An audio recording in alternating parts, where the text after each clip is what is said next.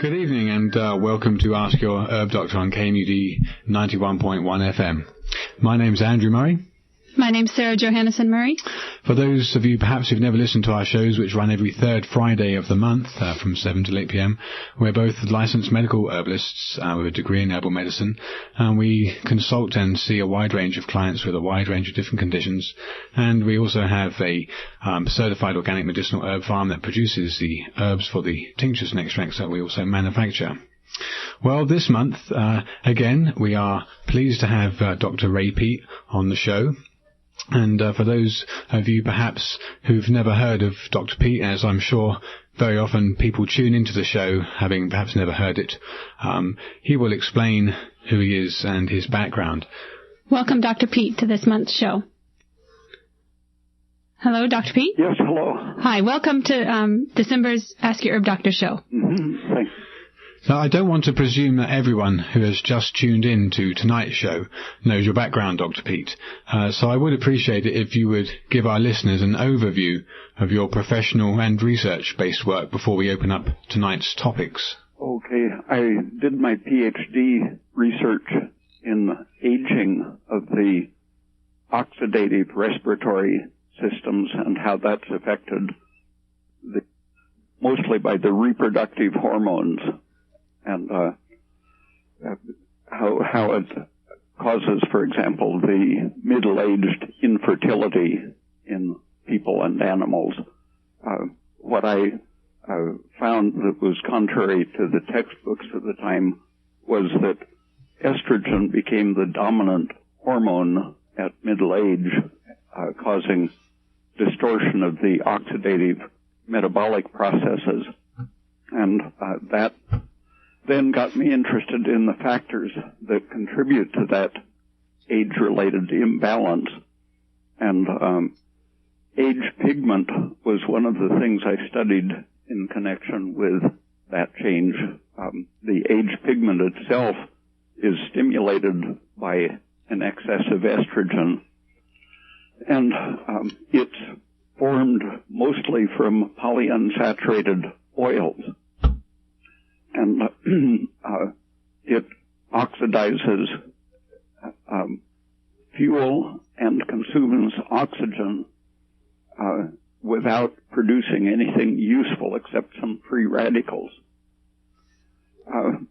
The way to prevent that or delay it, I later found, was to protect the thyroid hormone function. And so in the years since then, I've worked on ways to use the diet to decrease the formation of age pigment, to retard the increase in estrogen in the tissues, and to maintain an optimal thyroid function. Okay, good. Because I know that you're very keen to emphasize the nutritional side of a person's lifestyle rather than simply prescribing drugs or herbal supplements even. So that's, I know many of the people that have been listening to you in the past or know about you.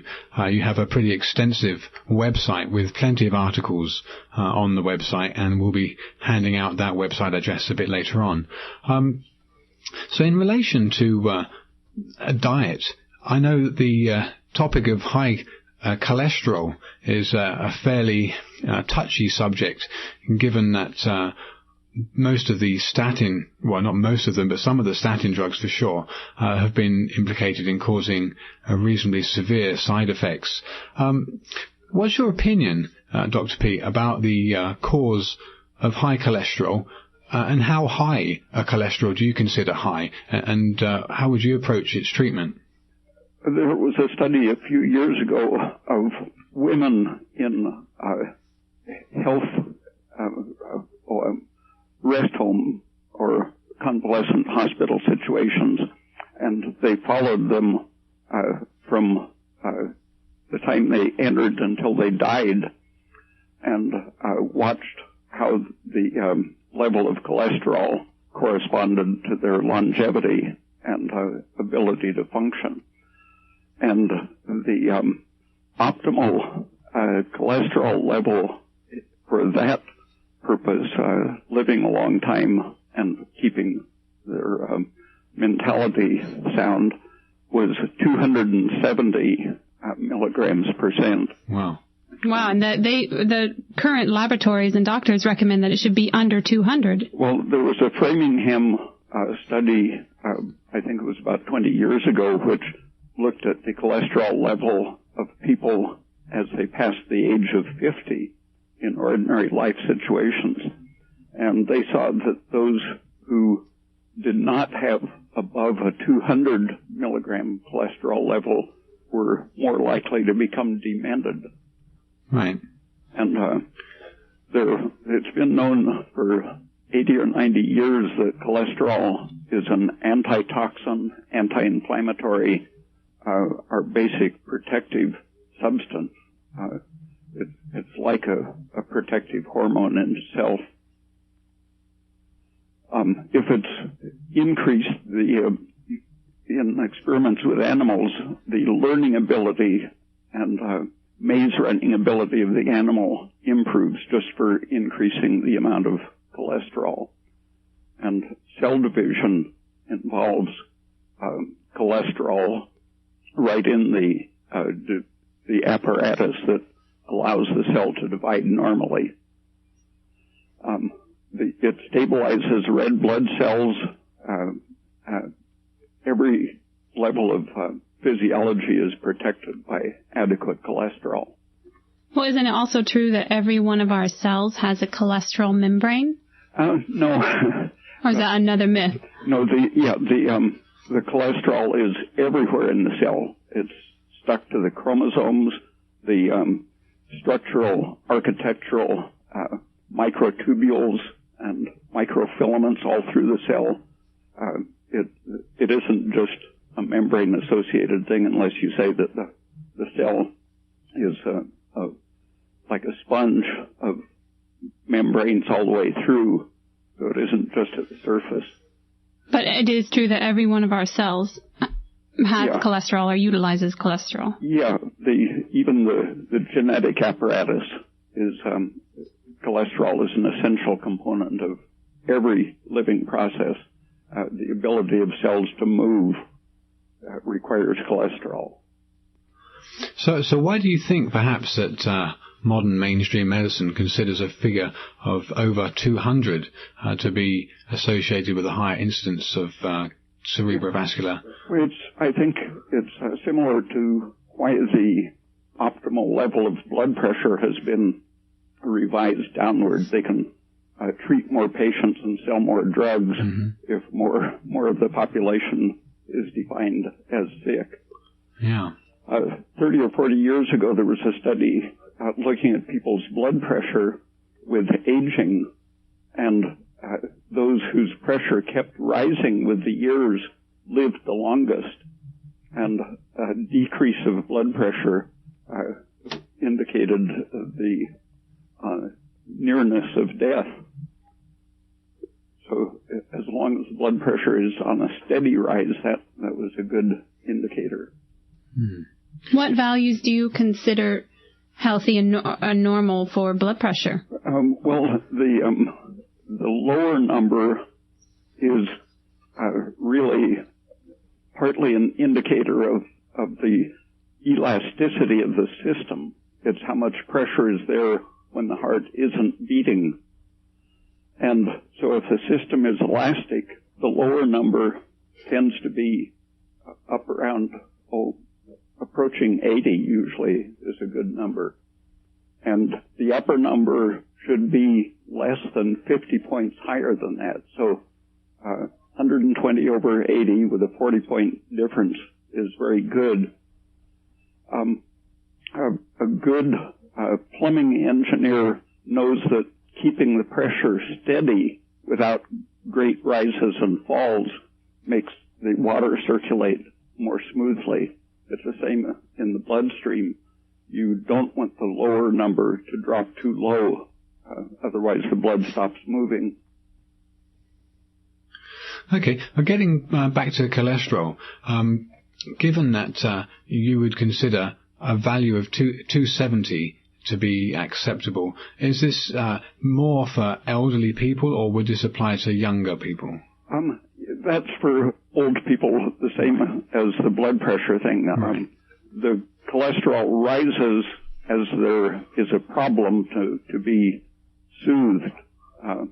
And when the tissues are less efficient, they need more blood supply. So the blood pressure and the cholesterol tend to rise with aging as the tissues need more care and attention.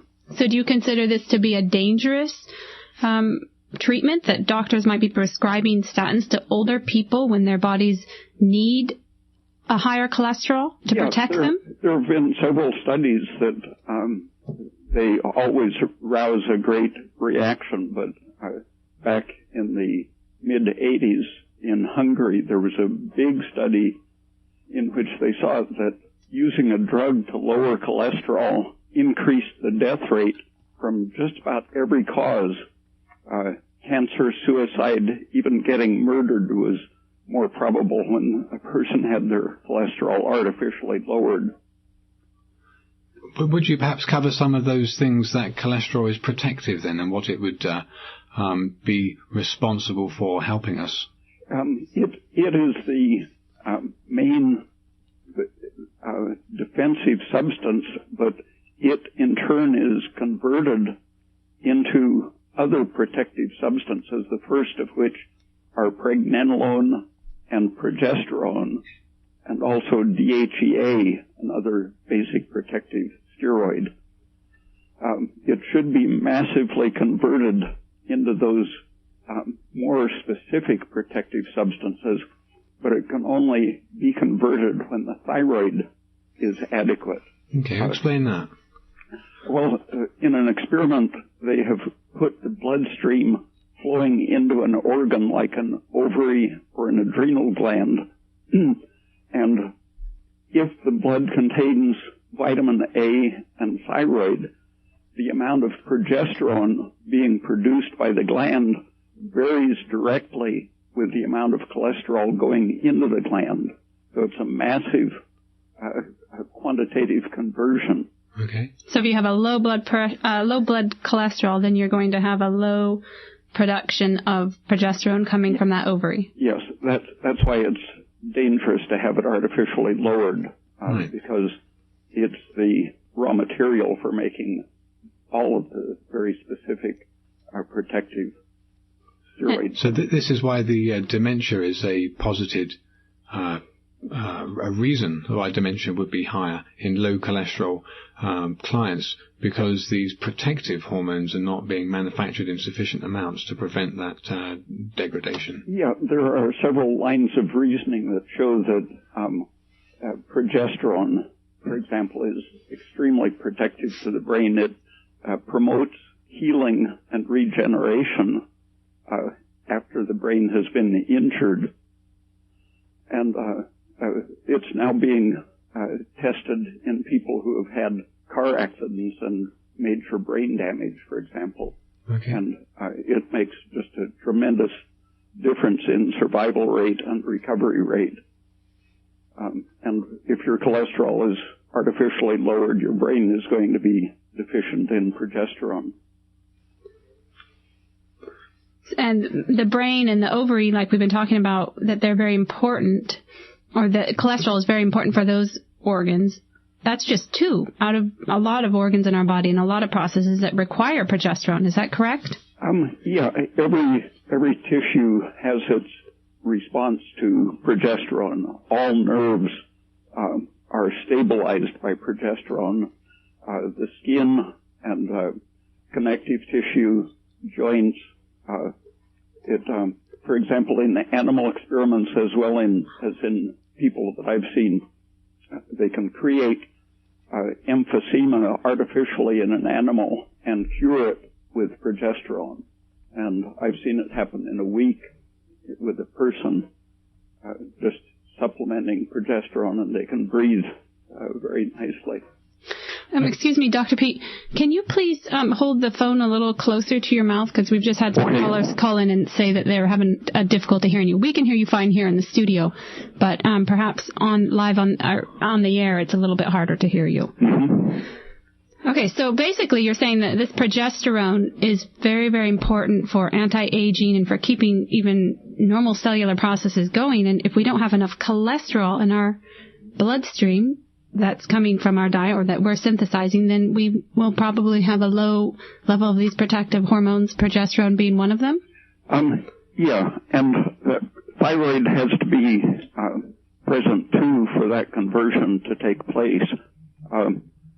As early as 1993, it was found that doing the cholesterol treatment of rabbits, which caused circulatory disease, they found that if they gave the same amount of cholesterol to the rabbits and also some thyroid hormone, it didn't hurt their circulatory system. And the experimental cholesterol treatments have turned out to be using a toxic form of oxidized cholesterol.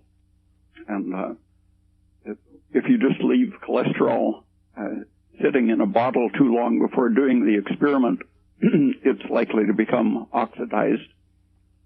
And some of the cooking practices that are recommended create the toxic oxidized form of cholesterol. For example,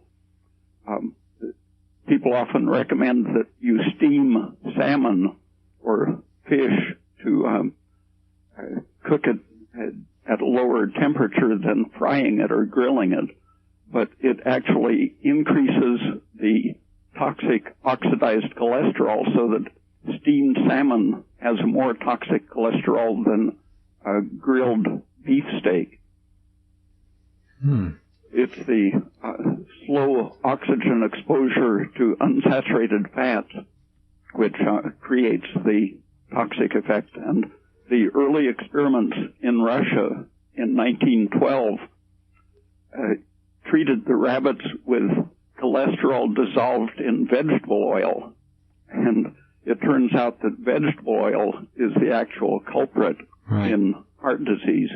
So when they slice open someone's arteries around their heart and they see, there's all this cholesterol that's blocking the arteries. The cholesterol is there primarily to protect the cells against the free radicals produced by the polyunsaturated fats. Okay, and polyunsaturated fats for our listeners out there tonight are from vegetable oils, including soy oil, corn oil, safflower oil, sunflower oil. Fish oil, all the canola oil, which in England's called rapeseed oil, cottonseed. And these are primarily the predominant oils used in the food chain now. So are you saying that those oils are so damaging and so toxic to the lining of our arteries that it causes this toxic reaction breakdown inside our arteries, and then our body tries to patch up with pieces of cholesterol? Yes, that was pretty well worked out in the 1940s. Lab animals were dying of various symptoms, including infertility and softening of the brain. And it was found that it was because they were adding these unsaturated vegetable oils to their feed. And that turned out that it was blocking their thyroid function and preventing them from using the protective cholesterol.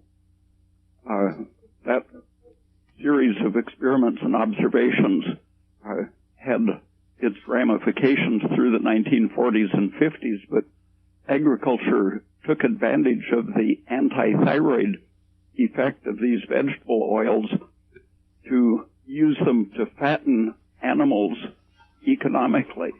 So instead of pigs being fed the compost, they were then fed corn and soy, and their fat then represented a large amount of these vegetable oils. Yeah.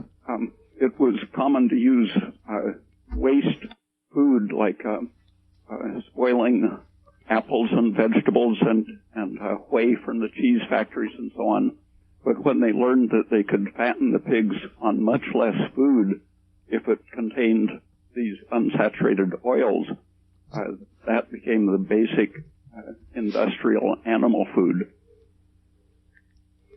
Wow, well, it makes sense to me because these vegetable oils are, if it wasn't the Industrial Revolution, we wouldn't be able to make a product out of the oils so efficiently.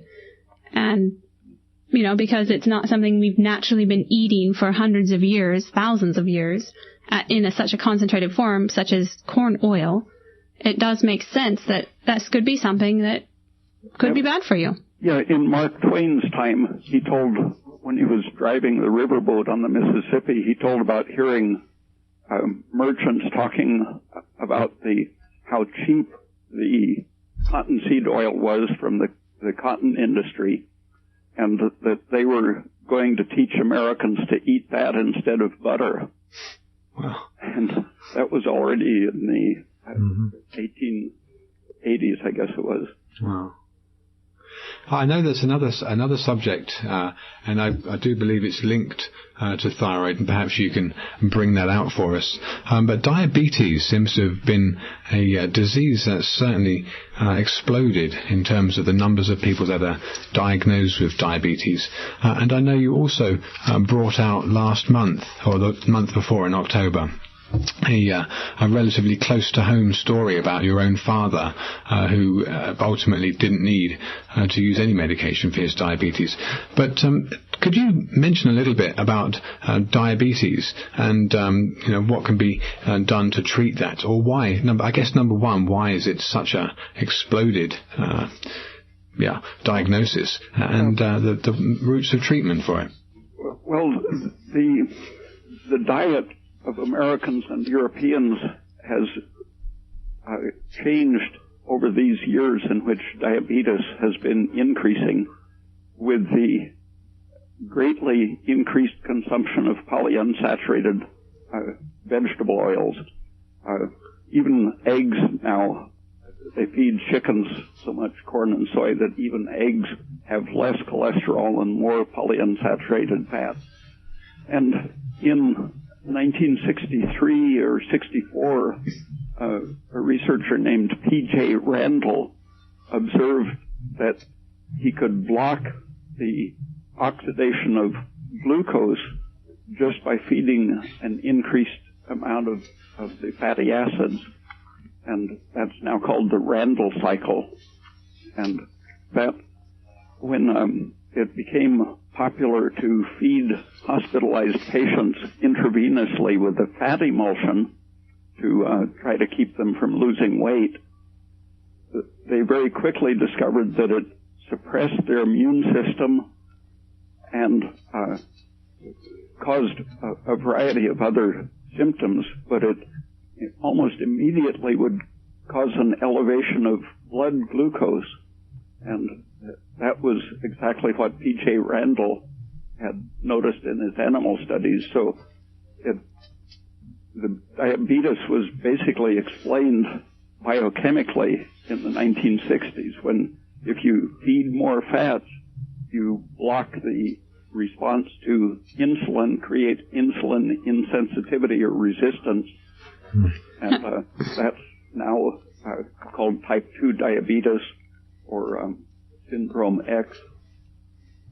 And is this with any kind of fat, an increased fatty diet, or is it just the vegetable fats? Well, no. When you feed people or animals a very high sugar diet, you can feed them so much that you greatly increase our own synthesis, but these fats are saturated or monounsaturated fats. And even if you feed so much that you cause a great increase in triglycerides, circulating fat, and even cause increased deposition of fat in the liver, for example, it's lowering the toxic effects of free radicals, protecting the tissues, and it actually helps to lower the blood glucose. It has an anti-diabetic effect to feed a high sugar diet. Contrasting that with starch, the complex carbohydrate that dietitians have been recommending now for 30 years, the starches have the opposite effect. They increase your insulin resistance very quickly, just as if you were eating fat, because the starches don't support our own production of saturated fat. So you're saying that it's only the vegetable oils that actually lead to an increased blood glucose, and the saturated fats actually help protect against the increased blood glucose? Yes, with the qualification that eggs and pork and chickens are now fed so much vegetable oil that their fats are toxic too. So it would only be the more saturated fats, like from coconut oil or from butter. Mm-hmm. Right. Wow, so not only are vegetable oils contributing to a damage to our arteries, and then our body plaques it over with cholesterol, so they're actually the cause for cholesterol, supposedly cholesterol-linked heart attacks, but also they're responsible for elevating blood glucose levels unnecessarily. Mm-hmm. Okay, and then I think there's a mention about about estrogen in particular being also a cofactor in worsening the situation. What was the cofactor? Estrogen, or increased estrogen. Yeah, estrogen causes increased deposition of fat in the liver and increased circulating triglycerides, but it interacts closely with the unsaturated fatty acids, so that women typically have more of the polyunsaturated free fatty acids circulating than men do. It's just a peculiarity of estrogen that it creates this bias that makes the polyunsaturated even more toxic than they would be. Right. Now, what would you say would be some of the best solutions to estrogen, I guess, first, as we're just talking about it now, but for ladies perhaps that are listening that have either a history of estrogen type or estrogen dependent type situations, or just estrogen, high estrogen in their menstruating life, how would they ease that situation with natural or nutritional support? About 70 years ago, there were studies in animals that showed how to do that. When people were in prison camps in the Second World War, they were, a lot of them, on the edge of starvation, and when they got out and were able to eat, it was found that many of the men developed breasts. And the animal experiments showed that a deficiency of protein causes the liver to be unable to remove estrogen, and also to inactivate or to activate the thyroid hormone, so that just eating more protein can sometimes activate metabolism and cause the ratio to go towards progesterone and to eliminate estrogen. But women must be careful to avoid these animals that have this polyunsaturated fatty acid in the fat. Yes, so you wouldn't want to eat mainly pork and poultry and fish, because those are antithyroid. The number of unsaturations in the fatty acid, which is highest in fish oils, for example, that number corresponds with its ability to suppress the thyroid hormone function. And so cutting out those oils from the diet as far as possible, it isn't possible to eliminate them entirely, but eating as little as possible allows the thyroid to work more efficiently, and having around 80 to 100 grams of protein a day as a minimum. More doesn't hurt. 120, 150 even is very good for an active person. But also reducing the starches, which suppress our own ability to make the saturated fats, replacing the starches with fruit sugar.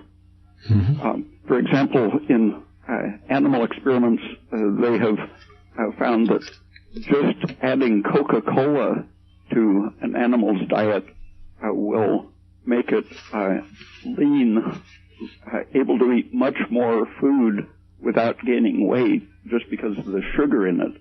Were they replacing the starches in the animal's diet with the Coca-Cola? Yes. Right, so then it was more of a sugar, like a natural fruit, but in the form of sucrose from the... Orange juice is the ideal way to get your sucrose, but you can increase your metabolic rate from the animal experiments. It would suggest you can increase it 50%. So you would go from getting fat on 1,500 calories a day to getting lean on over 2,000 calories a day. Just by cutting out all your starches, increasing your protein, and replacing the starches with lots of fruit. Mm-hmm. And what about, when I've had people tell me, oh, well, I can't eat that much protein because I get kidney stones. The eating enough calcium, interestingly, is the best protection against that. And the sugar in fruit juice will act very much like vitamin D. In vitamin D deficient diets, they found that if the animals ate starch, they became deficient in calcium. But if they ate sugar, they acted as if they were able to assimilate and retain the calcium just as well as getting some vitamin D. It is important to get vitamin D, but the sugar alone makes a tremendous difference in how you handle your calcium. And when you eat enough calcium, you suppress the inflammatory agents, including the parathyroid hormone, so that the calcium goes into your bones and stays there. Right. Rather than forming stones in your kidneys. And doesn't go into your arteries and kidneys to poison them. So then that would be a high calcium diet in conjunction with the high protein diet and a high fruit diet is what basically you're suggesting. Yeah, that's why as a quick therapy diet, I recommend a person having at least 2 quarts of milk and 2 quarts of orange juice every day. Because this will stimulate... That will get the thyroid going and suppress inflammation and help the liver regulate things. And would you recommend, when you recommend this to people, do you recommend that they have this in place of breakfast and lunch, or as well as their normal 3-day meal? I mean, three meals a day. As it starts working, it will increase their caloric needs, so that if they've been maintaining their weight on 1,000 or 1,500 calories, as the milk and orange juice start to activate their thyroid hormone and lower the estrogen and cortisol, they will gradually be able to increase their caloric intake up to at least 2,000 calories a day. Wow, that's quite incredible. Really is quite incredible. So you're listening, we better let people know what's going on, I think, because we've been so involved with talking to Dr. Peat and listening to his advice that I've forgotten to mention. You're listening to KMUD 91.1 FM, and this show is Ask Your Herb Doctor.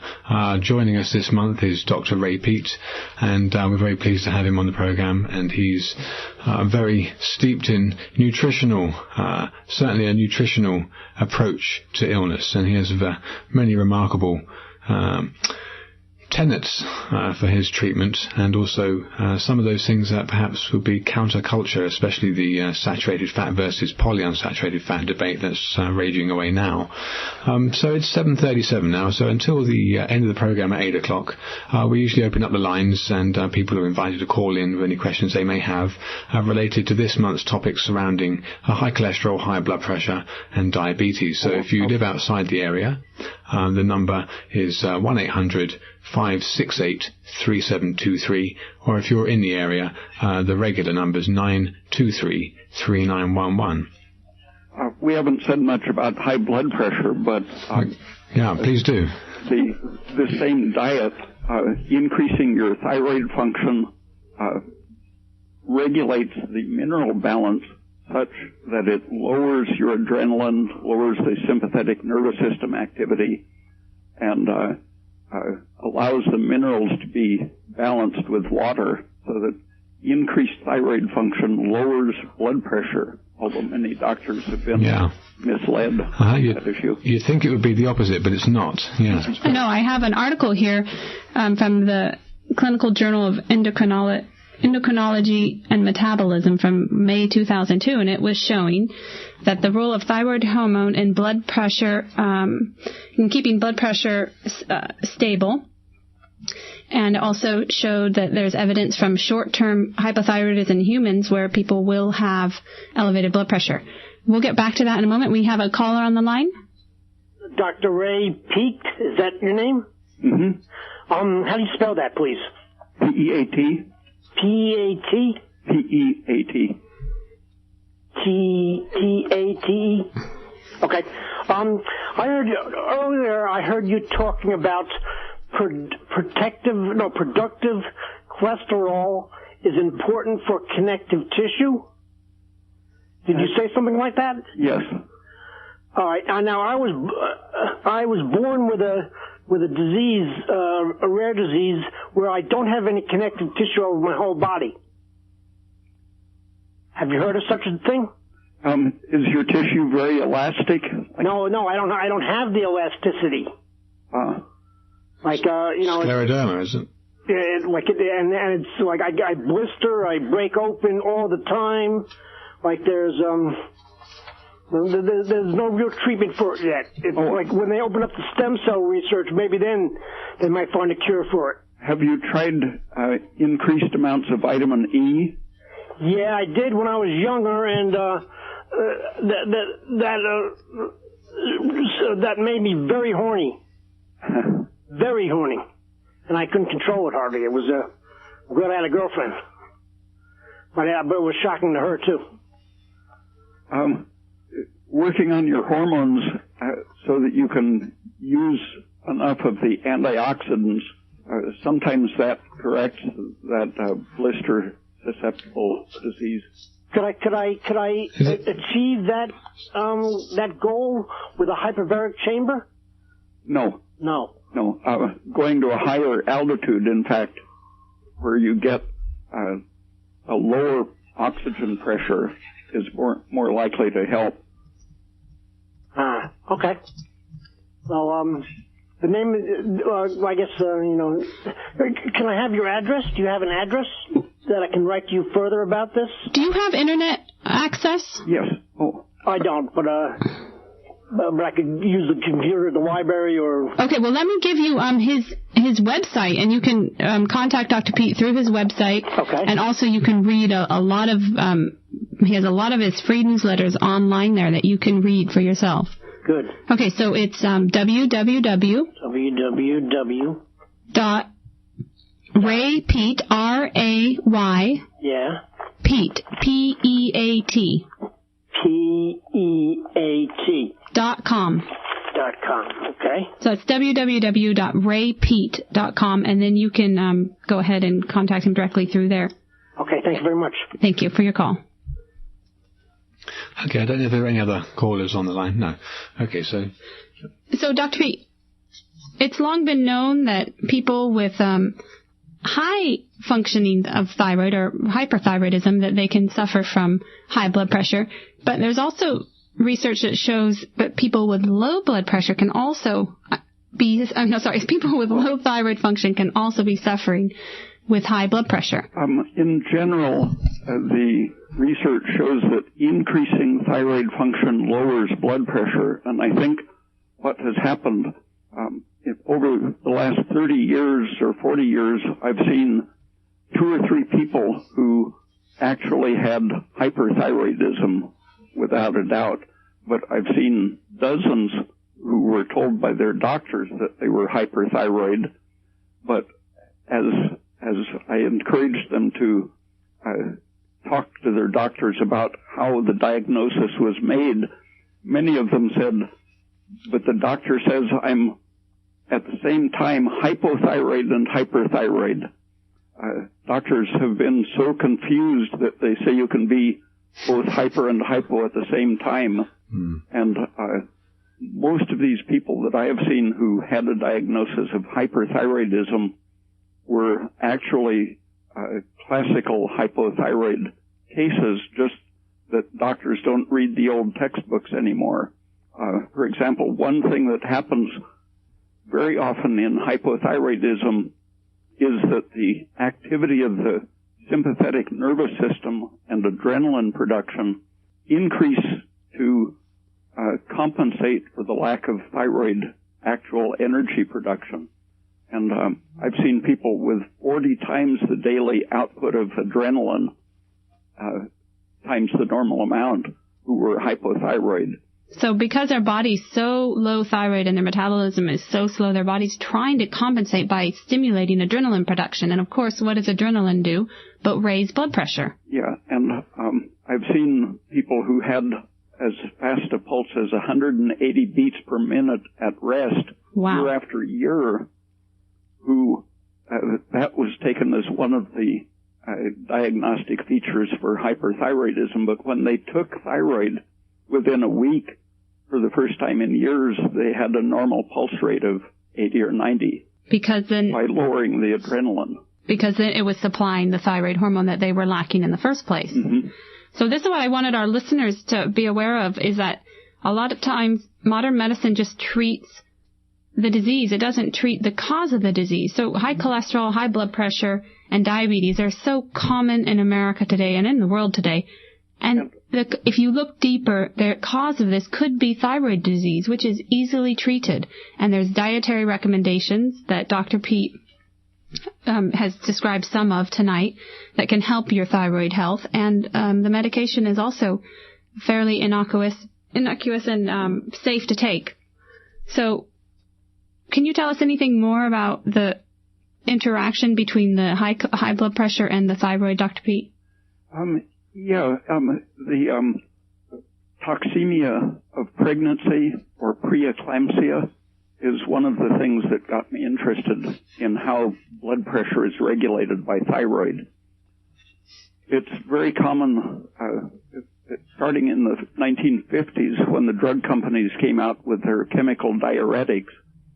They told women that if they take their diuretics and restrict salt intake during pregnancy, that they'll prevent the high blood pressure of toxemia.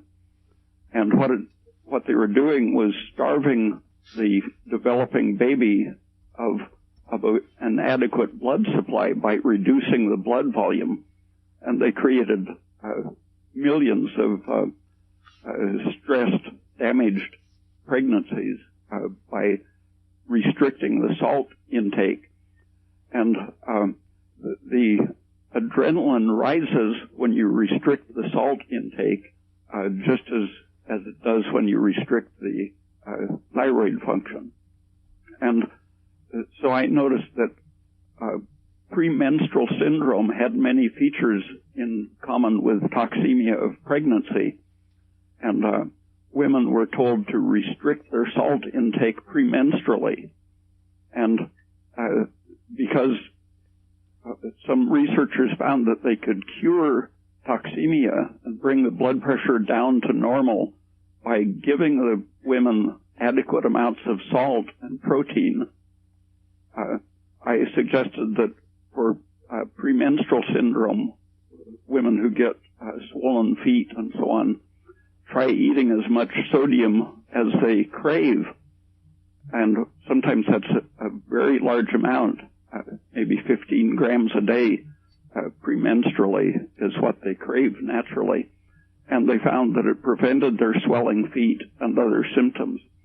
So after seeing that work, not only in the pregnancy research, but in many women with premenstrual symptoms, I saw that old people very often had a similar syndrome. And when they would go on a salt-restricted diet, they would develop insomnia very frequently, suggesting that their adrenaline had gone up. So I suggested to some friends who were in their 80s that they start eating as much salt as they felt like. And not only did they sleep better, but their blood pressure came down. It's completely counter to what you'd normally hear, right? Well, salt at one time was highly treasured and was used as a monetary trading. So, I mean, it's just a very modern way of thinking that salt is bad for you, really. It's very, very modern. We've been dependent upon salt for forever. A man named David McCarran 30 years ago noticed that the government figures that were used to support the low-salt diet treatment for high blood pressure, he noticed that in the actual figures, the people who ate the most salt had the lowest blood pressure, and those who ate the least salt had the highest blood pressure. And he saw that what they had been neglecting was the calcium intake that often went the other direction of the sodium. When people didn't eat milk and cheese, they would often eat salty snack foods. But he showed that it wasn't the sodium excess that was causing high blood pressure, it was the calcium deficiency. So perhaps these people that have been on a low-salt diet, they need to increase their salt and increase their calcium foods. Yeah, and obesity is another thing that is often associated with high blood pressure, but the same thing applies to obesity. The people, I noticed it when I was traveling in the Slavic countries, there was very little milk available, and lots of the people were very fat. And as soon as I went across the border from Russia into Finland, I saw the stores were full of milk and cheese, and everyone was slender and healthy. And that was how I looked up David McCarran's work with calcium. And it turns out that salt and calcium both, as you increase them, your metabolic rate increases, your ability to oxidize sugar, and the anti-diabetic effect is increased with increasing sodium and calcium. And obesity is decreased because you're burning your sugar. Right.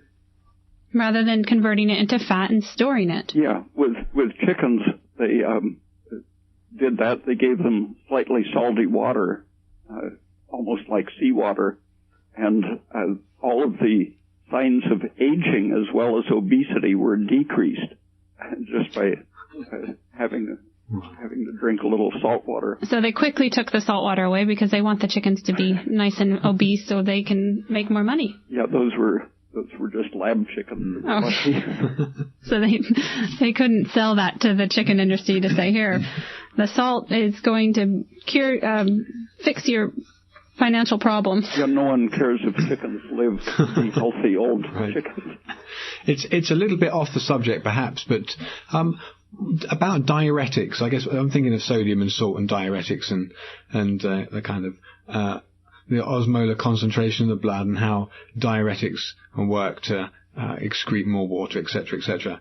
Do you have any safe methods for increasing diuresis in a the calcium, it helps, and by optimizing sugar metabolism, it energizes the kidneys so that they work better. Okay. But baking soda and sodium chloride both have a diuretic effect. Right. And the only chemical diuretic that I would recommend in any situation happens to be one that skiers are now using to prevent mountain sickness. It's called Diamox, and it was originally used to lower eyeball pressure to prevent glaucoma. Right, okay. And how it works is that it increases your carbon dioxide in your tissues, and that helps to regulate the salt. And it's used in many conditions, including epilepsy and glaucoma, as well as high blood pressure. Excellent. Okay, we have a caller on the line, Dr. Peat, so you're on the air? Hello. I just wondered how olive oil is.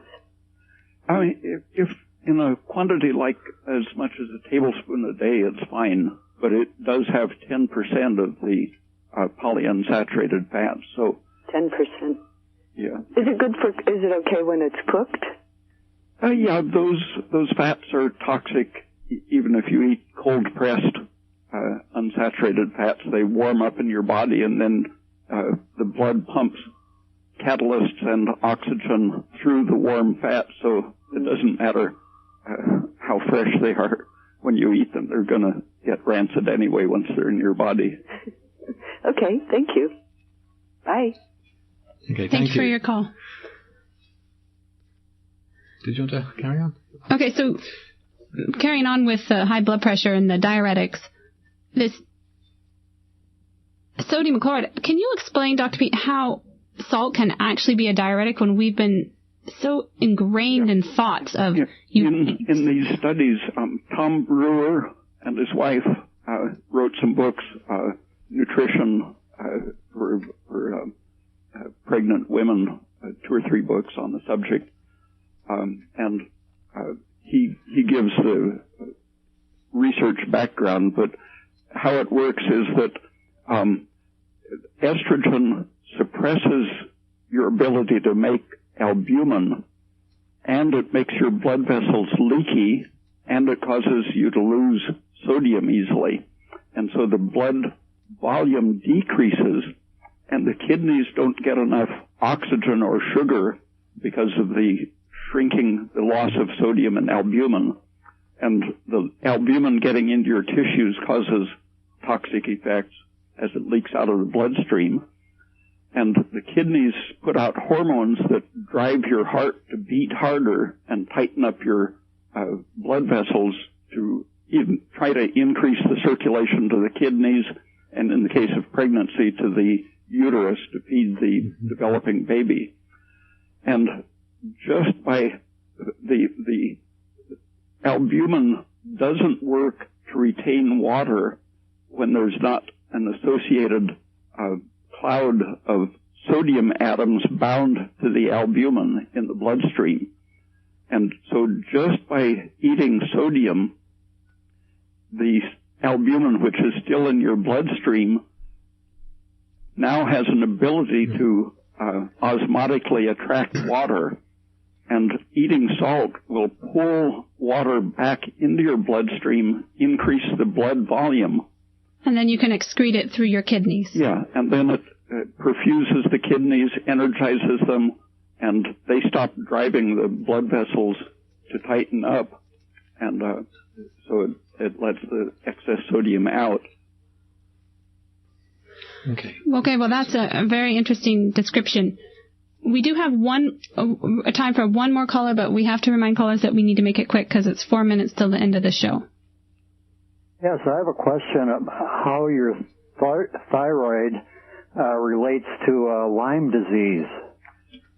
Well, the whole immune system is the issue there. A very healthy immune system can throw off chronic infections like that. Like Lyme disease? Yeah.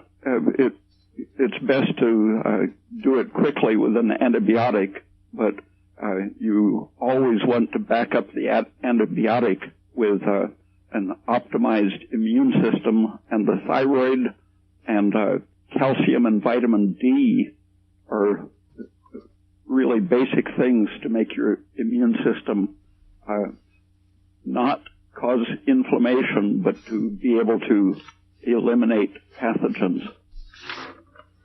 All right. right. Thank you, Doctor. Interesting program. Thank you for your call. Thank you.